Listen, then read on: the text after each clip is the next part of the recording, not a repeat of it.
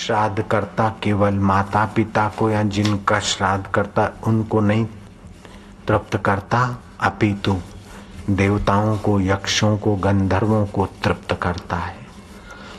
वो तिल जल आदि से तर्पण करते हुए तमाम आत्माओं को, यूं कह दो कि सारे विश्व के आदरणीय पुरुषों को भी तृप्त करता है और जो अपने रिश्तेदार हैं उनको भी तृप्त करता है, जाने अनजाने लोगों को भी तृप्त करने का वो संकल्प करता है।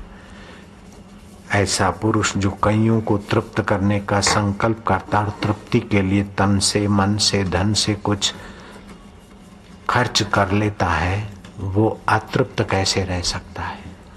तो जो श्राद्ध करता है, औरों को तृप्त करता है, वो धन धान्य से, यश से और प्रसन्नता से तृप्त रहता है। लेकिन जो पढ़ पढ़ा के विधि विधान का गुलाम बना रहता है, उसके खोपड़ी में तर्क उठेंगे, कुतर्क उठेंगे, ईगो का पोषण बना रहेगा, आत्म पोषण से वो वंचित रहेगा। शबरी भीलन, रहीदास चमार, सदना कसाई तेरे तर्क का विषय बन सकते क्या? सारी बातें तर्क से समझ में नहीं आती, सभी बातें कानूनों से नहीं होती, हृदय से बहुत सारी ऊंची बातें होती। एक माई बड़ को फेरे फिर रही थी। मैंने पूछा तुम किस इच्छा से फिरती हो? बोले मैंने एक लड़की वकील को देखकर बड़ी गलती की, अब दूसरी लड़की मेरी वकील के यहाँ न जाए। वकील के पास खोपड़ी तो होती है लेकिन हृदय बिल्कुल ठन ठन पाल होता है। ये टेबल आज हटाया तो उसका क्या मीनिंग होता है? आज ये सब्जी बनाई और भिंडी में ऐसा रखा तो क्या मीनिंग हुआ? जरा जरा बात पे मीनिंग पूछता है, खोपड़ी खाली करता है, सिर खपाता है मेरी बेटी का। विवेकानंद बोलते थे बुद्धि का विकास तो किताबें पढ़कर इधर उधर सुन सुनाकर, बुद्धि में तो खूब संसार का भूसा भर लेते। हमने बुद्धि के विकास के लिए न जाने क्या क्या मजूरी की, लेकिन हृदय अविकसित रह गया। मानव जात का कल्याण हृदय के विकास से होता है, हृदय में ही हृदय ही रहता है। ईश्वरो सर्वभूतानां हृदय से अर्जुन तिष्ठति। तो उस हृदयेश्वर को पाने की प्यास जिस समय जगे, वैसे तो कानून तो ये है कि आप ब्रह्मचर्य जीवन पालो, गुरुद्वार पढ़ो, लेकिन कहाँ आप गुरुद्वार पढ़ते हैं?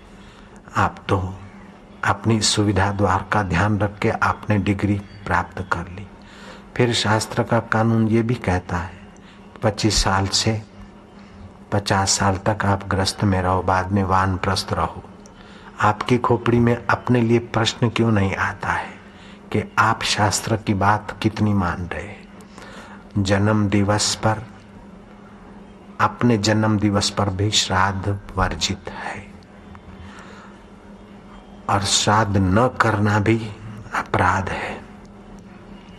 अपना जन्म दिवस अमावस्या, पूनम, अष्टमी और पर्व के दिन, जैसे होली, दिवाली, जन्माष्टमी और शिवरात्रि, उन दिनों संभोग करना माना अपनी और पत्नी की कब्र खोदना है।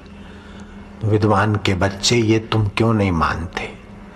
चलती गाड़ी में चिट्ठी लिखकर प्रश्नों की जाल फेंक देते हो, लेकिन अपने जीवन में भी विद्वता का उपयोग क्यों नहीं करते हो? अकारण बुढ़े और कमजोर मति के कैसे बन गए? तो मानना पड़ेगा कि आपने गुरु मुख से विद्या नहीं पढ़ी, मास्टर के मुख से विद्या पढ़ी है। जयराम जी की। आपने सतगुरु के द्वार नहीं खटखटाए, आपने स्कूल और कॉलेज के द्वार ही खटखटाए।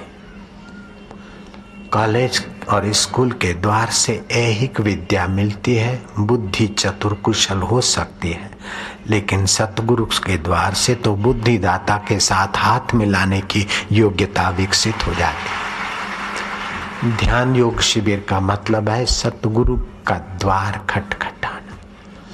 ध्यान योग शिविर का मतलब है सतगुरु के द्वार में प्रवेश पाना। और सतगुरु का द्वार हरि का द्वार, नाम दो है काम एक ही है। हरिद्वार में कुछ तुम्हारे जैसे बुद्धिमान इकट्ठे हुए थे, जिसने चिट्ठी लिखी उसको उत्तर दे रहा हूं। बोले हम तो हरिद्वार में आए हैं। तो तुम्हारे जैसे बुद्धिमान ने कहा साधु को कि हे महाराज ऐसा मत कहो, आप हरिद्वार में नहीं आए, आप हरद्वार में आए। भगवान शंकर का यहाँ केदारनाथ का द्वार शुरू होता है।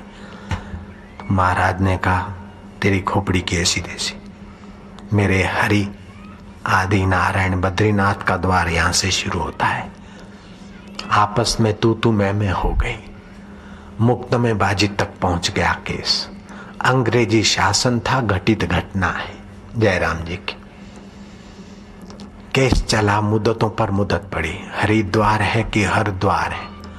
तुम्हारे जैसे बुद्धिमान अंग्रेज न्यायाधीश ने कहा this place is not Haridwar and Hardwar, यहाँ हड्डी डालता है, ये प्लेस हरिद्वार। उस बदमाश विद्वान ने जजमेंट दे दिया कि हरिद्वार कहा जाए इसको, लेकिन उसका जजमेंट उसका मुंह काला करके वहीं दफ्तर में पड़ा रहा। हृदयवान तो अभी भी हरिद्वार या हरद्वार बोलेंगे, हरिद्वार नहीं बोलेंगे। नारायण नारायण नारायण। हाँ, ईश्वर के बारे में प्रश्न करता, कुछ समाज के हित का प्रश्न करता तो मुझे प्रसन्नता होती, लेकिन तूने अपनी ईर्ष्या का परिचय दे दिया। मैं तुम्हें प्रार्थना करता हूं कि ऐसे प्रश्न संत से करके अपनी नींद हराम मत करना, चैन गुमाना नहीं। नारायण नारायण नारायण। मेरा मनोरथ क्या है? मैंने सुबह कहा था कि हरियाणा में, पंजाब में संतों को पहचानने की क्षमता है, श्रद्धा भी है और सोच विचार की क्षमता भी है। कहीं श्रद्धा है तो सोच विचार की क्षमता की कमी है, कहीं सोच विचार तगड़ा है तो श्रद्धा की कमी है। यहाँ दोनों चीजें ठीक ठीक मात्रा में दिखाई देती है। तो इसका बदला मरने के बाद मैं आपको कंधे पे उठाकर स्वर्ग में ले जाऊं? नहीं, मैं तो डंडा यहाँ उठाऊं। खीर खाता है कि डंडा खाता है? ईश्वर का अनुभव आनंद पाता है कि फिर संसार के आपा धापी के डंडे खाता है? पर तुम्हारे बाप की जय, चुप बैठो। बाबू जी, ये तो अच्छा लगता है। स्कंद पुराण काशी खंड में आया है। गृहस्थी के घर पर 9 प्रकार का अमृत सदैव रहना चाहिए। वो गृहस्थी सुखी रहता है और बिना पैसे का अमृत है। आपके घर कोई भी आ गया, आपने मीठे वचन बोले और सौम्य दृष्टि से उसको निहारा, चाहे वो अपनी दुनिया में कितना भी बदमाश हो, क्रूर हो, कैसा भी हो, लेकिन आपके द्वार आया है। इस समय वो अतिथि देव है। अतिथि में देवत्व देखो तो आपका देव जागृत होगा। ये गृहस्थी के घर का 9 प्रकार का अमृत आए स्कंद पुराण में, काशी खंड में। एक तो जो भी आ गया मीठे वचन, दूसरी सौम्य दृष्टि, तो तीसरा सौम्य सुखद व्यवहार हिलचाल, चौथा आप सौम्य मन बना लीजिए। 5वीं बात, वो आया है भले आपको गाली देता है, आपका कट्टर दुश्मन है और आपने उसको चुभने वाली बात कहकर रवाना कर दिया, अपमानित करके, तो आपने अपने लिए अपमान का द्वार चौड़ा कर दिया और आपने उसको मान दे दिया, खड़े होकर सम्मान दे दिया। आधा तो उसको आपने जीत ही लिया उसी खड़े होने में।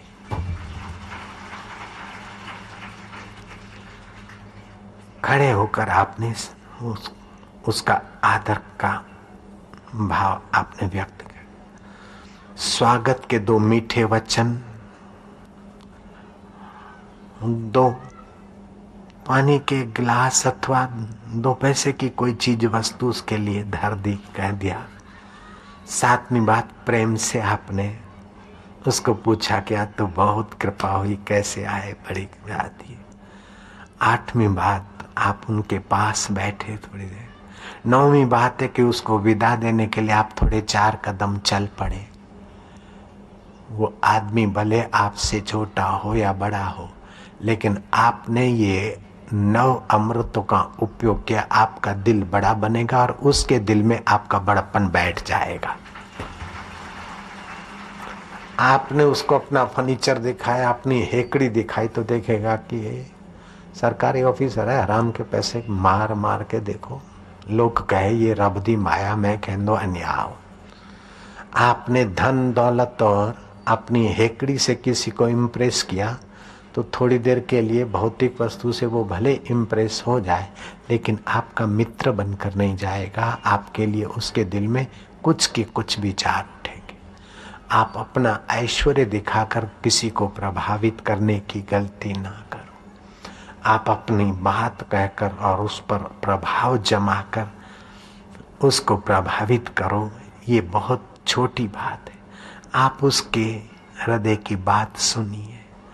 लोग होते ने सुनाने लग जाते, लेकिन सब लोग आपकी सुनने के लिए नहीं होते। लोगों को अपने सुना हुआ बहुत होता है। लोग तुम्हारा दुख सुनने के लिए नहीं आए, लोग तो तुम्हारे द्वारा दुख मिटाने के लिए आए। लोग तुम्हारा अहंकार अपने पर थोपने नहीं आए, अपितु अपनी मनसा और अपनी आकांक्षाओं को तृप्त करने के लिए आपसे मिलते हैं। तो आप लोगों की तृप्ति के कारण बनिए, ऐसा न कि लोगों के आगे आप अपनी हेकड़ी के कारण बने। महाभारत में प्रश्न आया कि सबका प्रिय कौन बनता है, सभी का प्यारा कौन बनता है? जो अमानी है, जो मान नहीं चाहता, मान योग्य कर्म तो करता है लेकिन मान की चाह नहीं रखता, वो सबका सम्मान्य हो जाता है। जैसे मैं हूं तुम्हारे सामने, ऐसा हिम्मत से बोलता हूं। बोलो जयराम जी की। कभी कभी छुपत नहीं कछु छुपे छुपाया। हृदय में आप मान की इच्छा ना रखो, मान योग्य कर्म करो, आप अमानी रहो। विष्णु सहस्त्र नाम में 3 नाम भगवान के आते हैं। अमानी, मान, दादास। मान योग्य कर्म करे, लेकिन मान चाहे नहीं और दूसरे को मान दे, वो सम्मान्य होता है।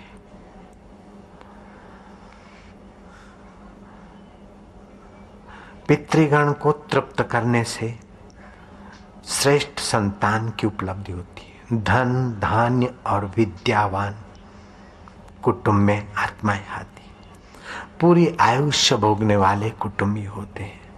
आरोग्य और लौकिक सुख, मोक्ष का और स्वर्ग का द्वार उनके लिए खुला रहता है। जो श्राद्ध कर्म करते हैं, प्रोत्साहित करते हैं, करवाते हैं विधिवत, उनके लिए इतना सारा सुख कहा गया है। और जो नहीं करते, उनके पास हेरा फेरी करके धन तो हो सकता है, लेकिन आज्ञाकारी पुत्र और मधुर भाषणी पत्नी नहीं हो सकती है। डाइवर्स देने वाली लेडी हो सकती है, और छुरे से गर्दन काट के सिर फोड़कर मगज खाने वाला बेटा हो सकता है। अमेरिका में ऐसे कई बेटे और अखबारों में तुम सुनते होंगे। बाप का सिर काट दिया तो बाप कहता था तू मेरा माइंड खा गया, मेरा माइंड खा गया। तो एक दिन बाप ने बोला तेरे को क्रिसमस है, क्या चाहिए? मॉल में गए, ये चीज लिया, एक चीज लिया, एक छुरा भी ले लिया। बाप पी पा के सो गया और पिता ने बिस्मिल्लाह कर दिया। My God. और फिर वो जैसे नारियल फोड़ते उसका सिर फोड़कर उसका मगज तोड़ के चबाने लग गया। पड़ोसी ने पुलिस को खबर दी। पुलिस ने पूछा ऐसा क्यों किया? बोले मेरे को रोज बोलता है तू मेरा माइंड खा गया, मेरा माइंड खा गया। तो मैंने खा के देखा कैसा है। ये श्राद्ध न करने वाले के कुल खानदानों में ऐसी संतानें आ सकती है मदन मोहन मालवीय की पिता ने देखा कि अंग्रेज बहुत सता रहे। उन्होंने विधिवत श्राद्ध कर्म किया, ऊंची भुजाएं करके प्रार्थना की कि हे पितरों, हे मेरे पूर्वजों, अगर मेरे श्राद्ध से आप तृप्त हुए हो तो मेरे घर में एक ऐसा संतान बुद्धिमान विद्वान आए जो अंग्रेजों के भगाने का भी भी करे और यशस्वी जीवन जिए। उनके घर में मदन मोहन मालवीय आए। भगवान राम ने श्राद्ध किए थे अपने पिता दशरथ के। पैठाण है महाराष्ट्र में, एकनाथ महाराज ने अपने पिता का श्राद्ध घोषित किया। पत्नी गिरजाबाई पति परायणा श्राद्ध की सामग्री तैयार करी। भीख मंगेश महाराज के द्वार पर आ बैठते थे, कथा से लोग जाते और कुछ दक्षिणा मिलती। अब तो महाराज के घर से सुगंधी आ रही है, कहीं हलवा तो कहीं पूड़ी की सुगंधी, तो कहीं कुछ तो कहीं खीर की सुगंधी। भीख मंगे आपस में चर्चा कर रहे हैं, आज तो एकनाथ महाराज के यहाँ भाई श्राद्ध है, भंडारा है। दूसरे ने कहा हमारे भाग्य में तो वही रूखी रोटी नहीं तो, अरे बोले श्राद्ध का मिलेगा, बोले मिलेगा तो बचा खुचा 2 पूड़ी मिल जाएगी, 1 धक्का मिल जाएगा और क्या। एकनाथ महाराज ने सुन लिया। गिरजा, गिरजे, गिरजू, कहिए श्राद्ध की सामग्री हो गई, तैयार हो गई क्या? हाँ नाथ, तो श्राद्ध तो कहते हैं 12 के बाद जितना श्राद्ध ढलान के तरफ जाए उतना ज्यादा अच्छा माना जाता है, अर्थात 12 के बाद जो सूर्य ढलता जाए तो अच्छा माना जाता है। तो ब्राह्मण लोग तो मध्याह्न को आएंगे, तुमने अभी ये तो भोर है, 8-9 बजे होंगे, तो क्या ये श्राद्ध की सारी सामग्री इन दरिद्र नारायणों को खिला दे और 12 बजते बजते वैसी की वैसी दूसरी तुम बना सकती हो? नाथ संकोच ना करिए, मैं अकेली नहीं हूं, आपका आशीर्वाद भी है। ओहो, पत्नी मान पति को दे रही और पति मान पत्नी को दे रहे। ऐसे सियाराम का जीवन था। आशाराम चाहता है कि आपका जीवन भी पति पत्नी का ऐसा हो।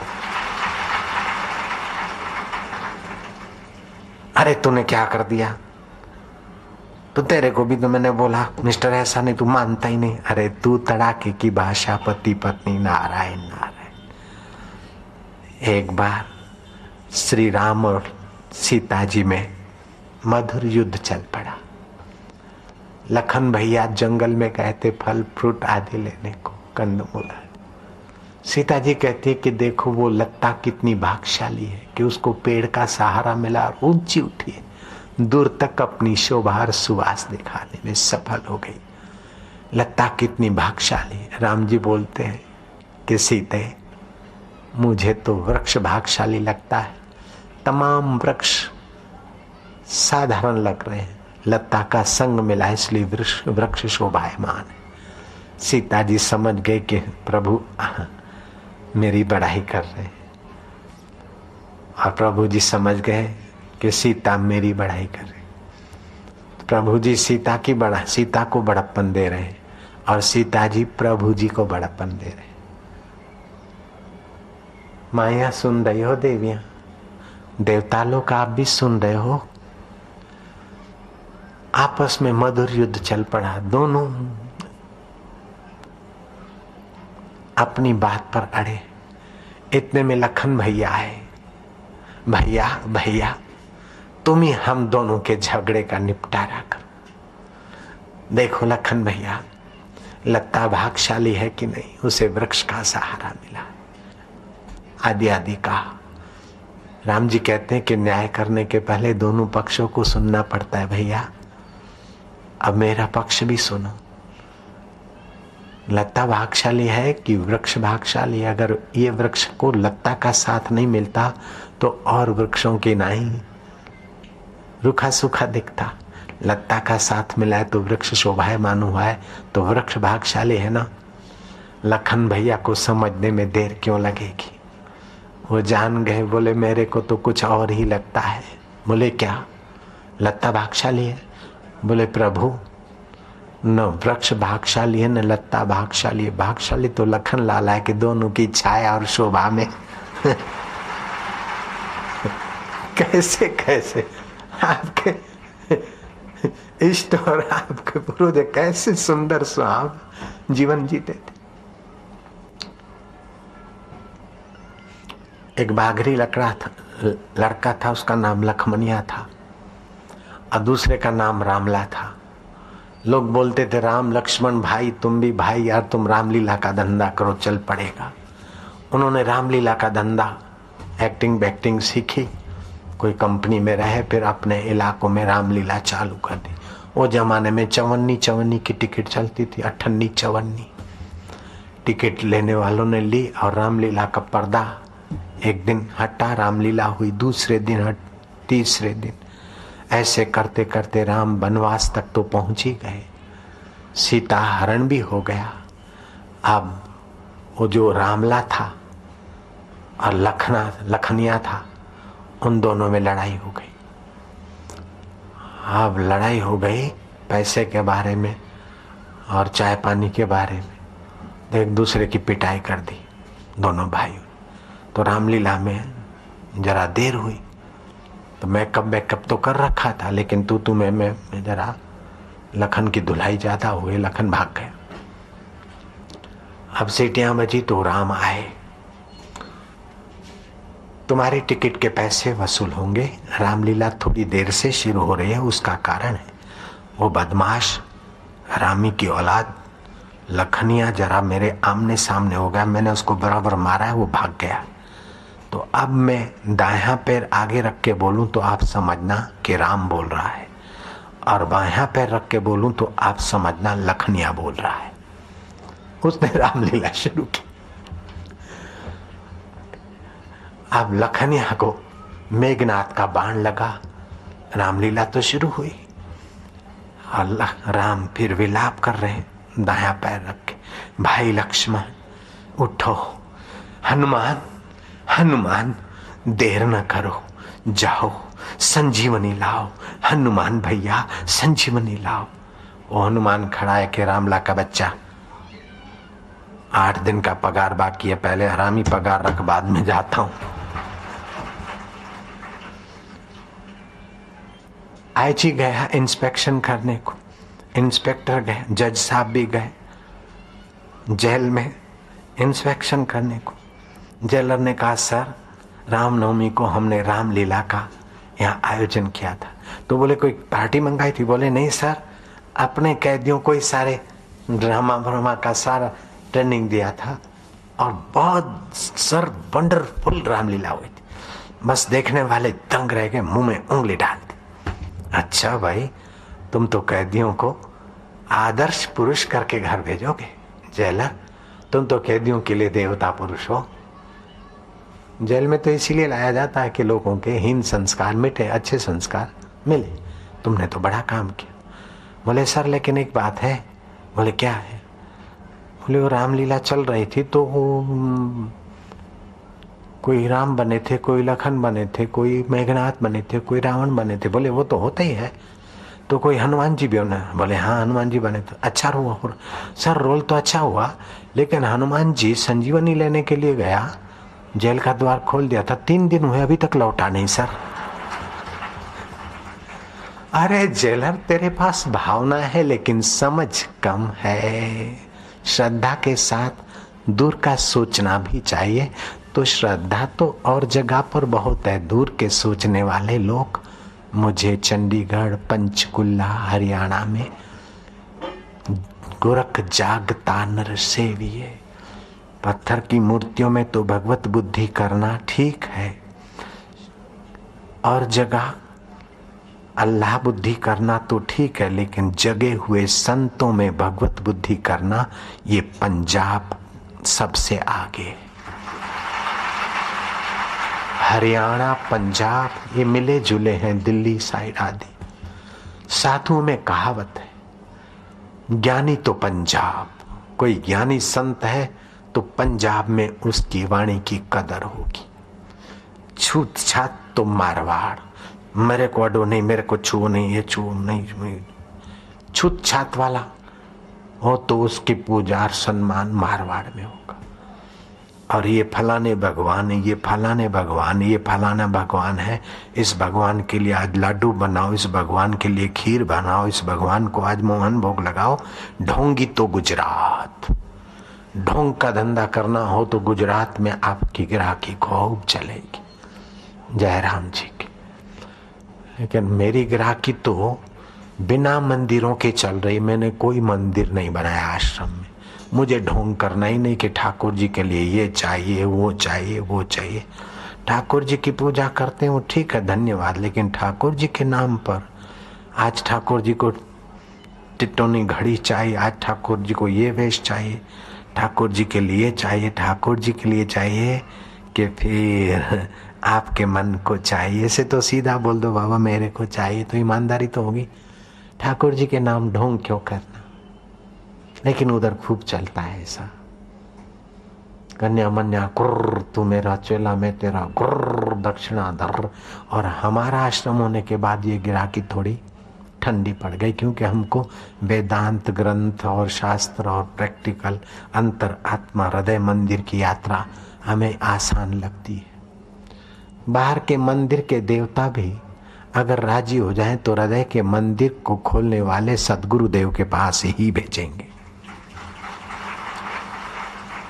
कलकत्ता में काली माता का रानी रासमणी ने मंदिर बनाया, कई पुजारी आए गए, लेकिन एक असली पुजारी आए गए, रामकृष्ण। वे माता जी के लिए वस्तुएं मांगकर खुद हड़प नहीं करते थे, मांगते नहीं थे, जो मिल गया माता जी के अनुकूल ही बनाकर माता जी को समर्पित करते। और इतनी सच्चाई से समर्पित करते कि माता जी प्रकट होकर उनके हाथ का लेती भी थी। हिंदू धर्म की, सनातन धर्म की एक अद्भुत सच्चाई है, और मजहबों में तो यह है कि लिखा हुआ है, ये गॉड का, अल्लाह का, भगवान का फरमान है, आपको मानना पड़ेगा। लेकिन सनातन धर्म में ऐसा नहीं है कि लिखा हुआ है आपको मानना पड़ेगा। सनातन धर्म के भगवान अर्जुन को सारी बातें बताकर कहते हैं यत इच्छसि तत् कुरु। ये तेरे को बताया कर्म को योग बनाने की रीत, ज्ञान योग, भक्ति योग, नैष्कर्म्य सिद्धि योग, शरणागति योग, ये सारे तुमको बताए। अब जैसी तुम्हारी इच्छा हो। तो आपकी बुद्धि का, आपकी सूझबूझ का आदर जितना वैदिक धर्म में है, जितना हिंदू सनातन धर्म में है, दूसरा दुनिया के किसी मजहब में इतनी उपासक को छूट और बुद्धि का आदर इतना किसी धर्म में नहीं दिया गया कि आपकी बुद्धि का सम्मान, आपकी सूझबूझ का सम्मान, आपको स्वातंत्र, बस इसमें लिखा है आप मानो। 1965 में भारत और पाक के बीच में जरा खिंचाव हो गया था, हल्का फुल्का युद्ध छिड़ गया था। राजस्थान में जैसलमेर से 120 किलोमीटर दूर तनोट मातेश्वरी का मंदिर है। उस मंदिर की जागृत देवी, उस मंदिर में सनातन संस्कृति के मंत्रों के अनुसार स्थापना हुई होगी। उस देवी के मंदिर को सजाग मंदिर मानने वाले सैनिक जब बम गोलों की वृष्टि होती तो मंदिर के इर्द गिर्द आ जाते, क्योंकि उस देवी माता की कृपा से यहाँ सारे बम गोले निरस्त हो जाते। 1965 में जैसलमेर से 120 किलोमीटर दूर तन्नोट मातेश्वरी मंदिर सीमा के निकट पाकिस्तान के तरफ से 3000 बम दाबे गए। कि इनकी देवी रक्षा कैसे करती हमें देखेंगे। ये सब बुत प्रस्ती वाले काफर लोग हैं। और उस समय का ब्रिगेडियर शाह नवाज खान मंदिर को निशाना बनाया, 3000 बम दाबे और बराबर मंदिर के चरणों में 450 बम गिरे, एक भी फूटा नहीं। वो ब्रिगेडियर हवा हो गया, उसका ईगो, उसका अहंकार चकनाचूर हो गया। आखिर कुछ समय के बाद पाकिस्तान का ब्रिगेडियर शाहनवाज खान मंदिर के कमेटी के लोगों को संदेशा भेजा, पुजारी से और वहाँ के लोगों से समझौता कर मुझे वहाँ दीदार करने की आज्ञा दिला दो। आज्ञा मिली। हिंदू संस्कृति है, चाहे मुसलमान आए चाहे ईसाई है, हमारे भगवान तो सबके। शाहनवाज खान मंदिर में आए और चांदी का छत्र चढ़ा के गए। वो अभी भी निशाना मौजूद मिल सकता है। फिर 1971 में द्वितीय युद्ध छिड़ा, 16 दिसंबर, और फिर सैनिकों ने देखा कि यहाँ दूसरा ब्रिगेडियर है और वो भी अपना अहंकार आजमा रहा है, हम तो फिर मां की शरण जाएंगे। और उस परिसर में बम निरस्त हुए। सैनिकों ने वहां विजय स्तंभ मंदिर के द्वार पर स्थापित किया। वो आज भी आप देख सकते हैं। आपके मंत्रों में वो शक्ति है कि देवता को सचेत कर दे, सजाग कर दे। आपके हृदय की सच्चाई हो और मंत्र की विधि हो। तो रामकृष्ण में ये ताकत थी, वल्लभाचार्य में ये शक्ति थी, धन्ना जाट में ये शक्ति थी, नानक जी में ये शक्ति थी। मंत्र कह के यूं कर दिया, पहाड़ रुक गया। आपके सबके अंदर वो शक्ति छुपे, लेकिन जितना संकल्प दृढ़ और जितना अंतःकरण शुद्ध, उतना मांत्रिक शक्ति, संकल्प शक्ति साकार हो जाती। ऐसे साकार शक्ति को करने वाले रामकृष्ण देव के पास तोतापुरी गुरु आए। रामकृष्ण माँ काली के पास गए कि माता जी मुझे अभी गुरु करने की जरूरत है क्या? माँ ने कहा अवश्य। माता तुम मेरे हाथ का प्रसाद ले लेती हो, मेरे सूंघे हुए फूल सुगंधी है कि नहीं, चेक किए हुए फूल तुम स्वीकार करती हो, तुम्हारे साथ में बात कर सकता हूं, फिर भी मुझे गुरु की जरूरत है। माँ ने कहा माँ माँ करके पुकारता है, मिलन होता है तो आनंद होता है, फिर मेरा जाना होता है तो वहीं का वहीं हो जाता है। माँ जिससे माँ है, उपास्य जिससे उपास्य है, और उपासक जिससे उपासना करता है, दोनों का एक चैतन्य आत्मा है। इसका ज्ञान तो सतगुरु की कृपा से होगा। तोतापुरी गुरु को सच्ची प्रेरणा देने वाली काली माता ने तोतापुरी रामकृष्ण को सच्ची प्रेरणा दी और तोतापुरी महाराज के चरणों में रामकृष्ण ने दीक्षा ली और फिर परमात्मा का पूर्ण साक्षात्कार हुआ। प्रचेताओं को शिव जी के दर्शन हुए, भगवान विष्णु का भी उपासना करने के बाद दीदार हुआ, लेकिन काम और क्रोध का बीज नहीं मिटा। जब नारद जी ने सत्संग सुनाया, तब काम वृत्ति और क्रोध वृत्ति और लोभ वृत्ति का उद्गम स्थान अपना चैतन्य सांख्य शास्त्र के अनुसार असंग पुरुष का साक्षात्कार हुआ। तब उनका काम क्रोध बाधित हो गया। तो भगवान के दर्शन के बाद भी सत्पुरुषों के सत्संग की जरूरत रहती है। इसलिए भगवान कहते कि संत मुझसे भी विशेष मानव कल्याण का काम करते हैं। भगवान तो अवतार लेकर आए तब हुआ, लेकिन भगवान का भगवत तत्व और भगवान के नाम की महिमा और साधना की भूख जगाने वाले अगर संत नहीं होते तो भगवान की स्मृति हम लोग कैसे करते। मेरे गुरुदेव ने एक कश्मीर के पंजाबी संत थे, मस्त है अलमस्त, वैसे ही पंजाब का शरीर तो आए दबा। अटल बिहारी वाजपेयी कुछ वर्षों पहले आए, गुजरात में और महसाणा में ठहरे थे। जिसके घर ठहरे उन्होंने रात को जगाया, अटल जी अटल जी अटल जी। उठे, बोले क्या है? बोले आप दूध पी लो। तो एक छोटा सा छटांग भर का कप था पित्तल का और वो रखा भी। तो बोले तो चुटकी लेके बोलने वाला आदमी है वो। बोले इतना तो मेरे कान में ही डाल दो, इसके लिए मेरी नींद खराब की तुमने। तो गुजराती भैया बेचारे दूध कितना पिए, चाय कितनी पिए। अब पंजाबी का गिलास ऐ देख ले, ऐ देख ले। और 2 परोठे खाए खाली, थोड़ा सा हलवा खाया और एक लस्सी का गिलास पिया। अरे देख ले भाई, उनके लिए तो 2 दिन का हो जाता है। नारायण हरि, थे भूख खूब लग रही है। जैसे पेट की भूख ते तेज है, ते रब दी भूख तेज हो जाए तो मैं शिविर जरूर कर सकता हूं।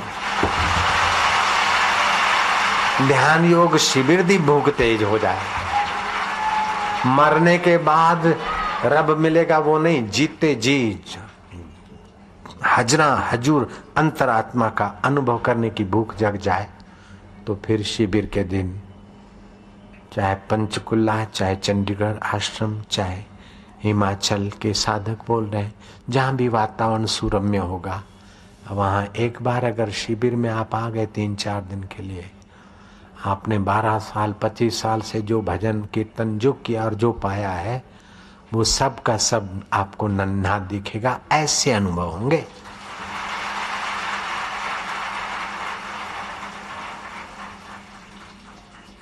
आप 12 साल से बैलगाड़ी में चलते हैं या टांगे में चलते हैं, उसकी यात्रा अलग है। और 12 घंटे अगर जहाज में या जेट में बैठते तो उसकी यात्रा तो निराली होती। यहाँ से जो गलती से भी आ गए एक बार अहमदाबाद शिविर में, हालांकि पोल्यूटेड वातावरण हो गया है और यहाँ का हवामान ठंडा है, खुशनुमा है, वहाँ का थोड़ा गर्म है, तो एडजस्ट होने में ही 1-2 दिन लगता है शरीर को। फिर भी एक बार जो शिविर में आए वो कई बार आए। इतना किराया, इतनी कठिनाइयाँ, इतना कुछ सहकर भी 3 दिन की शिविर के लिए 4 दिन तो आपका आने जाने में और शरीर को रेस्ट करके ठीक करने में लग जाते हैं। फिर भी आप शिविर का याद भूलते नहीं। श्रीमद् भागवतम पुण्यम, श्रीमद् भागवतम आयु आरोग्य पुष्टिदम, श्रवणात् पठनादपि, श्रवणात् पठनादपि सर्वपापै प्रमुच्यते, सर्वपापै प्रमुच्यते। श्रीमद् भागवत की कथा अकाल मृत्यु को टालती है, आयु बढ़ाती है, आरोग्य बढ़ाती है। श्रवण से, पठन से, सुनने से। भगवत कथा के प्रथम स्कंद में ये लिखा गया महात्मा विभाग में, अश्वमेघ 1000, वाजपेय सैकड़ों, यज्ञ कर लो विधिवत, उसका फल बहुत बढ़िया है, लेकिन भगवत कथा के फल के आगे वो बढ़िया फल भी 16वें हिस्से की बराबरी नहीं कर सकता। ऐसा पुण्य फल आपने श्राद्ध पक्ष में भगवत कथा सुनकर प्राप्त किया। भोजन तैयार है, भीख मंगों को खिला दिया, अब दूसरा भोजन बन रहा है और बन भी गया है। ब्राह्मणों को सूचना दी गई, ब्राह्मणों ने खबर सुन ली थी कि हमारे लिए भोजन बना।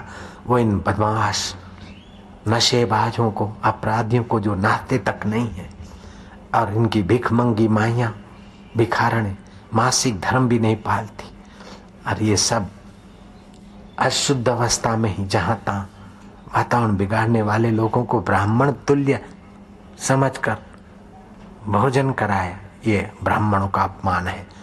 इमरजेंसी मीटिंग बुलाई गई पैठान का, कोई ब्राह्मण एकनाथ के पास भोजन करने नहीं जाएगा, भले इसके पितर असंतुष्ट रहे, अतृप्त रहे, इसका कुल नाश हो। एकनाथ महाराज को पता चला कि इन्होंने तो हड़ताल बोल दी। जब ऑटो का हड़ताल होती है, टैक्सी की हड़ताल होती, तो कोई टैक्सी ड्राइवर निकला तो दूसरे लोग हवा निकाल देते, लठधारी रख जाते। तो कोई भी ब्राह्मण भोजन करने जाए गलती से भी तो 2 लठधारी रख दिए महाराज के द्वार के आगे कि हमारी हड़ताल सफल होनी चाहिए। अब एकनाथ समझ गए कि ये पैठान के ब्राह्मण तो आएंगे नहीं, और मेरे श्राद्ध, एकनाथ में वो सामर्थ्य था। उन्होंने हाथ पैर धोए, अंजलि ली, सुमरण किया पितरों का। जो श्री माली का दादा भी मर गया था, जो देवेंद्र का काका मर गया, फलाने गए, उनका पितरों का पितरलोक से आह्वान किया, ये नहीं खाते तो उनके बाप और दादाओं को बुला के खिलाऊंगा। उन ब्राह्मणों को भोजन कराया और जब पितरों को बुलाकर पितरलोक से जिमाया और ब्राह्मण प्रसन्न होते तो नमः पार्वती बताए हर हर महादेव। तो दूसरा ब्राह्मण बोलता है नृत्यावसाने नटराज राजो ननाद डंकम नवपंचवारम। वो एक श्लोक बोलता है तो दूसरा ब्राह्मण दूसरा श्लोक बोलता है। बड़ी महफिल जमी।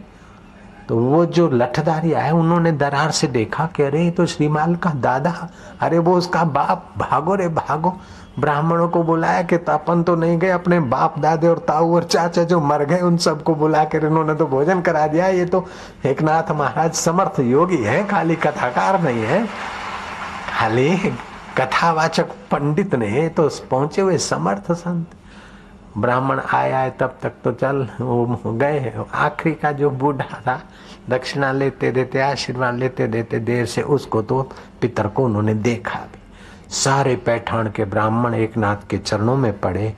इस प्रकार की कथा मेरे पढ़ने में आई और एकनाथ महाराज इतने उच्च कोटि के संत हो गए कि कपोल कल्पना उनके लिए वो नहीं लिख सकते या नहीं कर सकते। इतने सत्यनिष्ठ महापुरुष थे। नानक जी की वाणी के लिए कोई कह दे ये गप लगा दिया नानक जी ने, तो मैं उसको सुना दूंगा।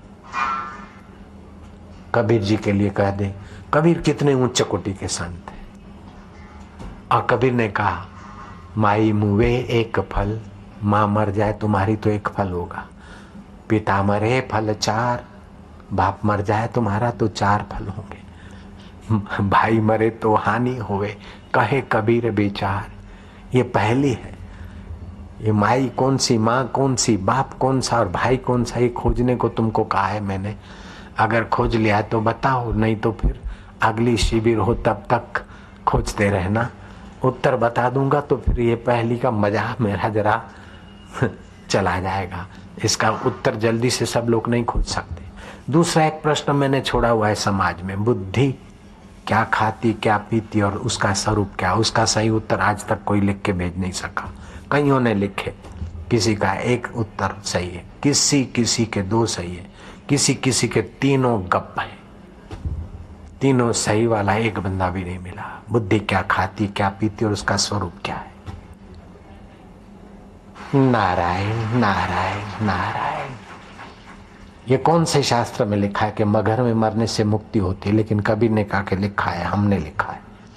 और लोग काशी में मरने को आते हैं। कबीर जी जीवन भर काशी में रहे लेकिन मरने के दिनों में मगहर में चले गए। आपको पता है कबीर जी सारे नीति नियमों की ऐसी तैसी करके चले गए।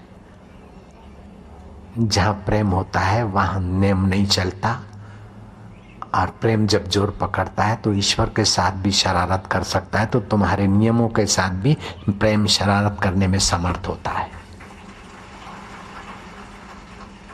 जयराम जी की कहा विश्वनीयता। ऐसा कौन से शास्त्र में लिखा है कि भगवान को तुम छाछ दिखाकर नचाओ? लेकिन गोपियों ने नचा दिया। ये आपको पता है ना साहब जयराम जी की। ऐसा कौन से पुराणों में शास्त्रों में लिखा है कि गोबर का तगारा भगवान से उठवाओ और भगवान के गालों पर गऊओं का गोबर टिल्ले करो? ये कौन सी उपनिषदों में लिखा है? लेकिन हुआ है ना भैया। तो आप अपने दिल को दुखी मत करिएगा, दिल को विशाल बनाइएगा। नारायण नारायण नारायण। तो ये भगवत कथा आयु आरोग्य और पुष्टि को देने वाली है। 7 दीप 9 खंड लोक 3 लोक जगमाही, तुलसी शांति समान सुख अपर दूसरो नाही। आप परमात्मा शांति पाइए, परमात्मा विश्रांति पाइए। यम दंडात स्थाति जीवितम च शरीराणाम तथापि पाप पातकम मूढ़ कुरुषे निर्भया सदा। मृत्यु ये अक्षर 2 जिसके ललाट पर लिखे वह प्राणी सब प्रकार के क्लेश देने वाले पापों में कब तक पड़ा रहेगा? पाप न जाने क्यों करता है। अरे मूर्ख, प्राणियों का जीवन यमराज के दंड के अधीन है। यह जानते हुए भी तू निर्भय होकर पाप कर रहा था और सुयशा ने तुझे चेताया। अब तू चेतता रहे, क्यों सदा पापों में लिप्त हो रहा है। पद्म पुराण क्रिया योग खंड 16:31-33 में ये बात आती।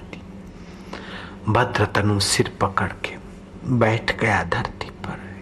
हे धरणी देवी, हे मातृ, तू मुझे सत्य बुद्धि दे।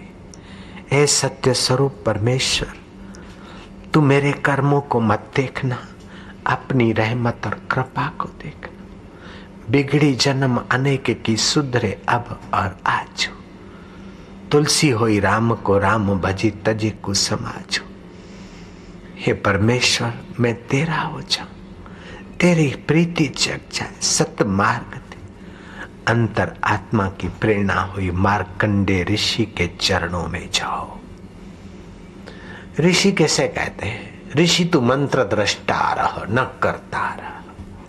कौन से मंत्र से क्या वाइब्रेशन होते, कौन से मंत्र से कौन से विकार दूर होते, कौन से मंत्र से कौन सा इष्ट प्रकट होता है, कौन से मंत्र से क्या संभावनाएं होती है, इसको ठीक से जिसने ठीक से जान लिया उसे ऋषि कहते। आज तो जिसको आए वो कोई मंत्र पकड़ा देता और गुरु होने का शौक पूरा कर लेता है। गुरु बनना खतरे से खाली नहीं है। गुरु बनना है तो अपने तप की कुछ किरणें शांभवी दीक्षा के द्वारा दी जाती है। गुरु लोभी शिष्य लालची, दोनों खेले दाव, दोनों डूबे बावरे, चढ़ी पत्थर के नाव। आगे गुरु पीछे चला, दे नरक में ठेलम ठेला। कन्या मन्या कुर्तू मेरा चला, मैं तेरा गुर। दक्षिणा धर तू चाहे थर चाहे मर। ऐसे गुरुओं की तो बहुत विचित्र दशा होती। गुरु होना एक अभिशाप है। ये किसी पाप का फल भोग रहे हम। जयराम जी की इतना सारा झमेला लेकर, लोड लेकर गाड़ी चल रही, गाड़ी की क्या हालत हो रही हम जानते। लेकिन आपका आग्रह होता है, प्रेम भरा आग्रह होता है। और हमारी शुरू की गलती है कि हमने मंत्र दीक्षा का धंधा चालू कर दिया।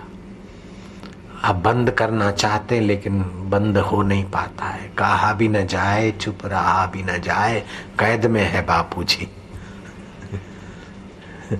अगर ना बोलते तो आपका दिल दुखता, और हाँ बोलते हैं तो मेरा श्रम और जिम्मेदारी बढ़ जाती। नारायण हरि, नारायण हरि। अब मंत्र दीक्षा दिया, ऐसी कोई जगह हो, ध्यान योग शिविर हो, 3 दिन 4 दिन इनको बिठाया जाए और संप्रेक्षण शक्ति से इनकी वो शक्तियां जगाई जाए, इनके जीवन में अनुभव की यात्रा हो। दुनिया भर का चिंतन करना पड़ता है, नहीं तो अपने तो फकीर तो रहा नाता किसी से क्या, मस्त पड़ा महिमा में अपनी। गैर राम अब और नहीं, हमसे तू अलग नहीं, तुझसे हम अलग नहीं। ऐसी मस्ती में छकने वाले, इंद्र के वैभव को भी तुच्छ गिनने वाले, और यहाँ भाई सुबह आओ दोपहर को आओ, शिविर करो, तू क्या लाया, क्या बिठाने की व्यवस्था, टेंट किसका, कैसा करोगे इसका। अरे क्या दुनिया भर का झंझट, गले में घंट बांध के चलना पड़ता है। ये सब गुरु बनने का ही तो फल भुगत रहे हैं। आप ही सोचो, 2-2, 3-3 दिन का हवा फेर 62 साल की उम्र में आप करके दिखाओ तो पता चले।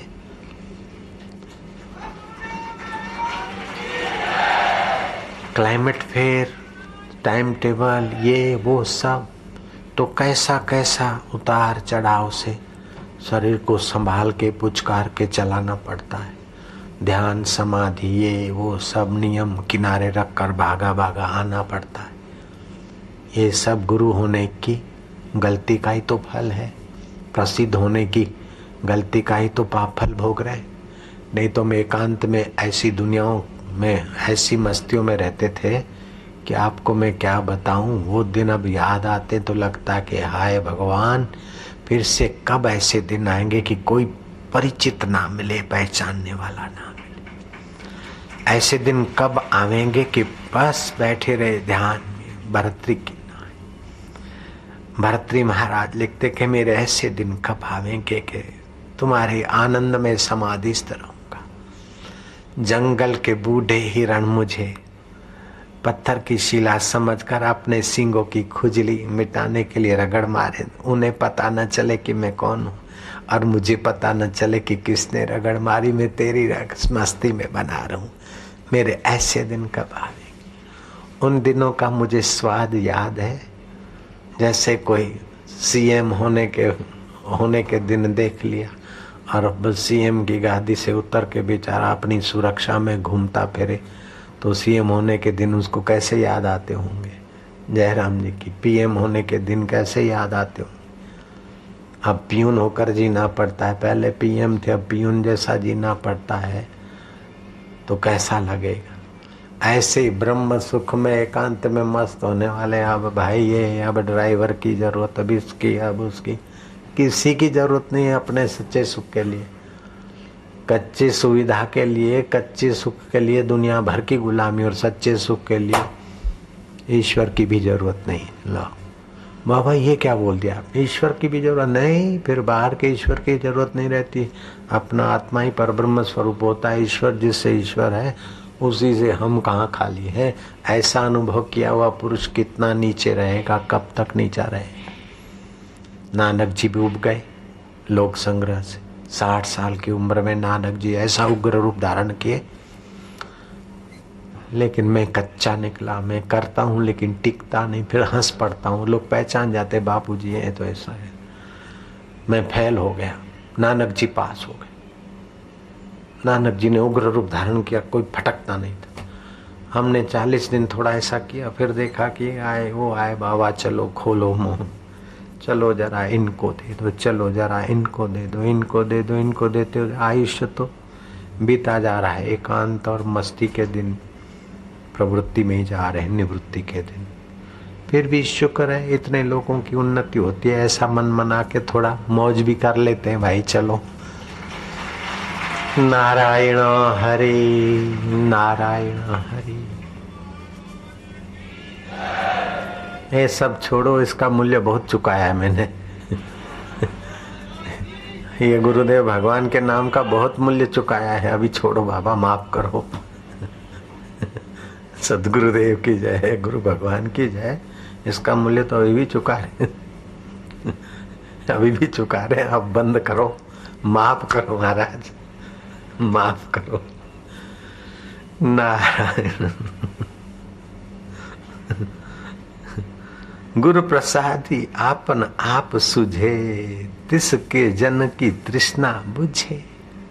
गुरु के प्रसाद को पचाए तो अपना आपा सुझेगा। वो सुख स्वरूप है, आनंद स्वरूप है। अब महाराज क्या हुआ कि मार्कंडेय ऋषि के यहाँ दांत मुनि रहते थे और मुनि को आज्ञा की थी तो कि तुम इस प्रकार ध्यानस्थ होकर परमात्मा के साथ एकाकार हो जाना। अब ये भाई साहब पहुंचे हैं भद्रतनु ब्राह्मण मार्कंडेय ऋषि के चरणों में। हे महामहिमों के महामहिम, हे परब्रह्म परमात्मा स्वरूप। मार्कंडेय ऋषि के चरणों में दंडवत प्रणाम करके बड़े आदर से, विनय से, दूर स्पर्श नहीं करता। महापुरुष को संकोच ऐसा व्यवहार करने से आशीर्वाद थोड़े मिलता है। जाकर पैरों पे गिरे या ये ले लो, ये दे दो, शोरगुल किया तो फायदा क्या मिला। महापुरुष से दुआ लेनी, उनकी निगाहों की कृपा लेनी, तो उन्हें उनके अनुकूल अपना वातावरण बनाना चाहिए।